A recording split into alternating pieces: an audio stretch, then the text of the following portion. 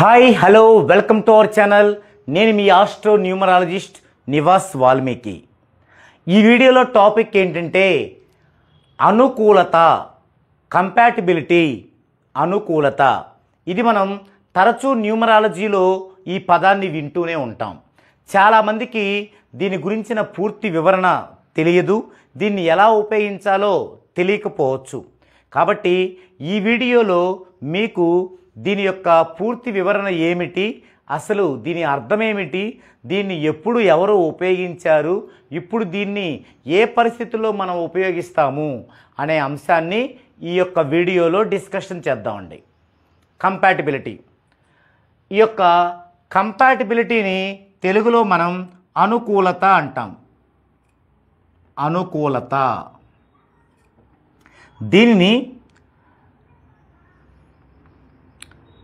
Chaldean కంటే ముందు, Pythagoras కంటే ముందు, వీళ్ళిద్దరి కంటే ముందు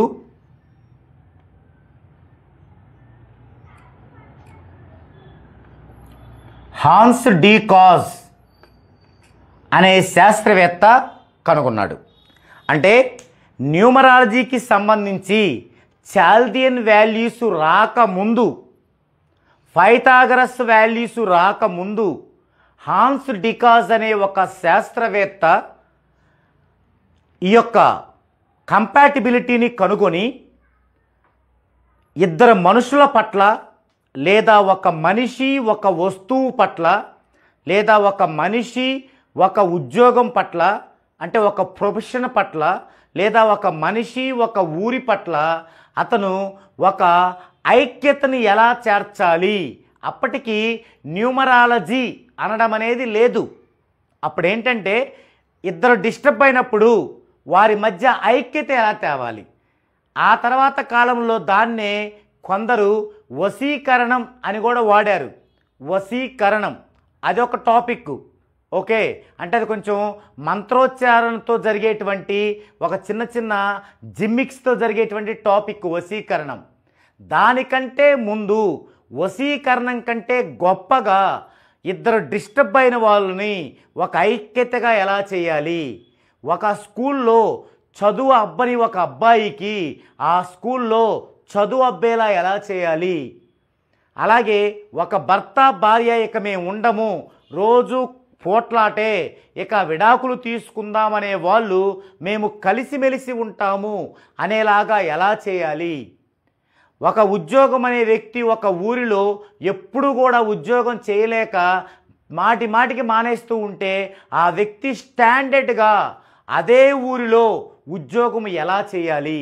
ఇలాంటి అద్భుతమైన విషయాలని ఆయన ఈ యొక్క హాన్స్ డికాజ్ గారు కంపాటిబిలిటీ ద్వారా మొత్తానికి మానవ ప్రపంచానికి అందించారు.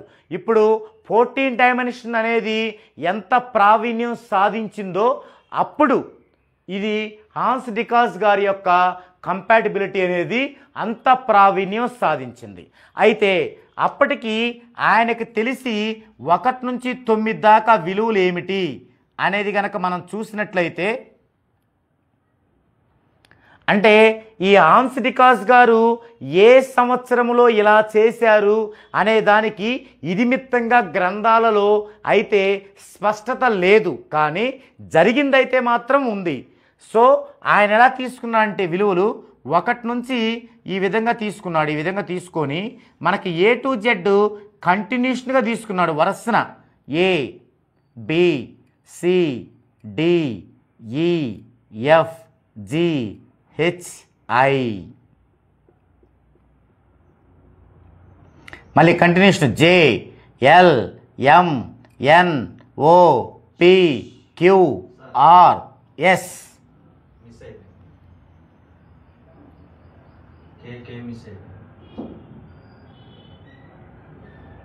ఓకే,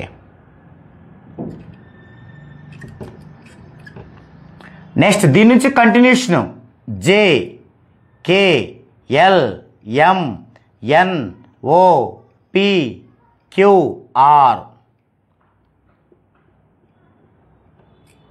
మరలా continuation S, T, U, V W X Y Z. ఈ విధంగా అప్పుడు ఆయన మన యొక్క ఆల్ఫాబెటికల్లో ఏవైతే ఏ టు జెడ్ ఉన్నాయో దాన్ని అలా తీసుకొని దీంట్లో వాడటం అనేది జరిగింది. ఆ తదుపరి కాలంలో ఈయన తరువాత పైథాగరస్ ఎంటర్ అయ్యి ఇదే టేబుల్ని ఆయన కూడా వాడటం మొదలుపెట్టాడు. అయితే మరి హాన్స్ డికాజ్ అనే పేరు ఇలా ఉండటం కారణంగానో, అంటే నోటికి తిరగకపోవట కారణమో, లేదంటే ఆయన కంటే కూడా రీసెంట్గా వాడినటువంటి పైథాగరస్ గారిని ఆదర్శంగా తీసుకోవటం అయితేనేమో ప్రజెంటు దీనిని పైథాగరస్ టేబుల్స్ అంటం అనేది పరిపాటి.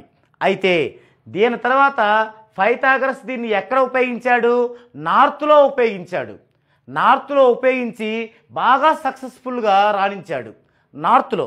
అయితే నార్త్కి సౌత్కి చాలా డిఫరెన్స్ ఉంటుంది సైంటిఫిక్గా, కాబట్టి ఇది మన దగ్గర పనిచేయదు. కానీ మనం దీన్ని ఒక చోట యూజ్ చేస్తాం, బ్యాడ్ నెంబర్స్ వెరిఫికేషన్లో పైథాగరస్ సిస్టమ్ అని యూజ్ చేస్తాం. కానీ పైథాగరస్ సిస్టమ్ కంటే ముందే ఇది హాన్స్ డికాజ్ సిస్టమ్. ఈ హాన్స్ డికాజ్ సిస్టములో ఈ టేబుల్ను ఉపయోగించి ఆయన కంపాటిబిలిటీ అనేటువంటి ఒక వండర్ఫుల్ సబ్జెక్ట్ని తీసుకొచ్చి, అంటే ఇదేంటి శాస్త్రము కాదు, కంపాటిబిలిటీ చాప్టర్. ఆ చాప్టరే మనకు ఇప్పుడు అడిషనల్ డైమెన్షన్లో కూడా ఉంటుందన్నమాట. అయితే వీళ్ళిద్దరి తర్వాత చాల్దీన్ వచ్చాడు. చాల్దీన్ వచ్చి సౌత్ వైపు ఇది బాగా వర్కౌట్ అవ్వట్లేదని ఆయన 1 నుంచి 9 నెంబర్లో 9వ నెంబర్ని దైవికమైన నెంబర్గా వదిలేసి మిగిలిన నెంబర్లకి ఆయన ఈ విధంగా ఇచ్చాడు.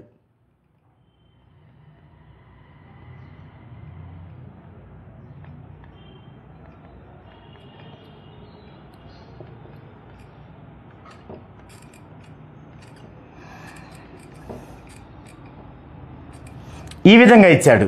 అయితే ఇది ఇక్కడ అవసరం లేదు, సందర్భం వచ్చింది కాబట్టి మీకు చెప్పాను. ఈ విధంగా చాల్దీన్ తర్వాత ఇచ్చాడు. ఓకే, అది తీసేయండి.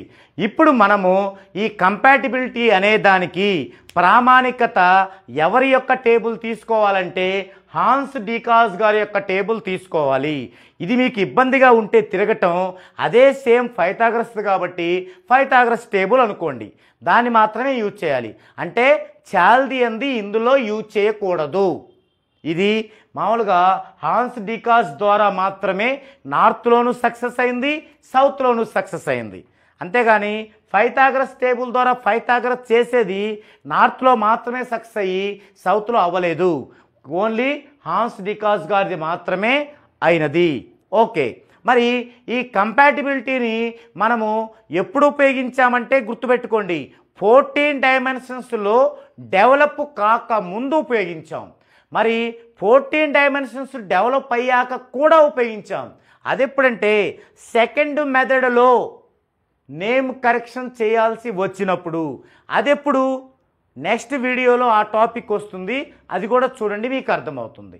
దీనిలో అయితే మాత్రం కేవలం అనుకూలత గురించి మాత్రమే డిస్కషన్ చేసుకుంటున్నాం, కంపాటిబిలిటీ మాత్రమే మనం డిస్కషన్ చేసుకుంటున్నాము. ఇప్పుడు ఎవరెవరి మధ్య కంపాటిబిలిటీ, ఎవరెవరి మధ్య అనుకూలత అంటే తండ్రి అతని యొక్క సంతానం మధ్య, భర్త భార్య మధ్య, భార్య తోడికోడళ్ళ మధ్య, ఒక పర్సన్ అతను చేస్తున్న జాబుకి మధ్య, ఒక పర్సన్ అతను జాబ్ చేస్తున్న ప్లేస్కి మధ్య, ఒక చిల్డ్రన్ అతను చదువుకుంటున్న స్కూల్కి మధ్య, ఒక చిల్డ్రన్ అతను చదువుతున్న కాలేజీ మధ్య, ఒక చిల్డ్రన్ అతని యొక్క యూనివర్సిటీ మధ్య.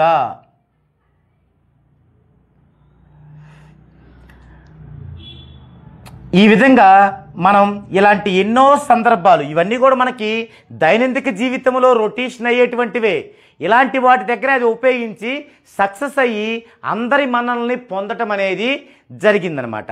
సో ఇప్పుడు కూడా దీనిని ఎవరికి ఉపయోగిస్తామని చెప్పుకున్నాం? సెకండ్ మెథడ్లో నేమ్ కరెక్షన్ చేసే వాళ్ళకి. ఎందుకు సెకండ్ మెథడ్లో నేమ్ కరెక్షన్ చేసే వాళ్ళకి 14 డైమెన్షన్స్లో కొన్ని సెట్ అవ్వవు. కొన్ని సెట్ అవునప్పుడు వారి యొక్క జాబ్ కానీ వారి యొక్క భార్యాభర్తల మధ్య సయోధ్య కానీ ఫుల్ఫిల్గా ఉండదు నేమ్ కరెక్షన్ చేసుకున్నా కూడా. అలాంటి వారికి దీన్ని ఉపయోగించడం వల్ల అద్భుతమైన ఫలితాలని మనము చూడవచ్చు అన్నమాట. ఇంకా ఇదే కాకుండా వేటికి ఉపయోగించవచ్చు అంటే 2 దేశాల మధ్య ఐక్యత కోసం కూడా ఉపయోగించవచ్చు. ఉదాహరణకి బొంబాయి, ముంబై, ఇలా అంటే బొంబాయిని ముంబైగా మార్చడం ద్వారా కొంత సాధించాం. అయితే దానికి ఏం ప్రామాణికత ఉన్నది అనేది అది వేరే విషయం. అలాగనమాట. అలాంటి చాలా విషయాల్ని ప్రాంతాల మధ్య, దేశాల మధ్య, మనుషుల మధ్య, అలాగే ప్రొఫెషన్స్ మధ్య, ప్రొఫెషన్ మనిషికి మధ్య, ప్రొఫెషన్ మనిషికి మధ్య, ఇట్లా ఎన్నో రకాలుగా దీన్ని మనం ఉపయోగిస్తూ వస్తుంటాం. అయితే ప్రాక్టికల్గా అవి మనం ఒకసారి చూసి ఎలా ఉపయోగించాలి వీటిని అనేది మనము దీనికి కంటిన్యూషన్గా ఉండేటువంటి పార్ట్ 2లో చూద్దామండి. ఇది ఈ వీడియోలో కంటెంట్. నెక్స్ట్ దీనికి కంటిన్యూషన్గా ఉండే పార్ట్ 2లో ఇదే టాపిక్ యొక్క నెక్స్ట్ లెవెల్కి కలుద్దామండి.